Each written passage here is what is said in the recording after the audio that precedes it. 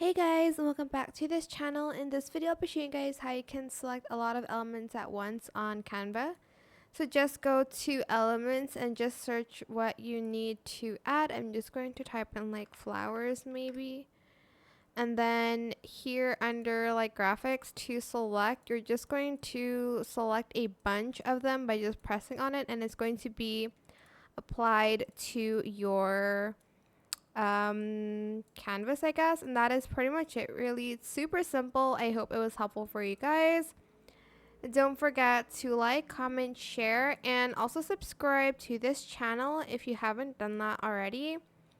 If you have any more questions about this video, just leave it in the comment section down below, and I will try my best to answer them all for you guys.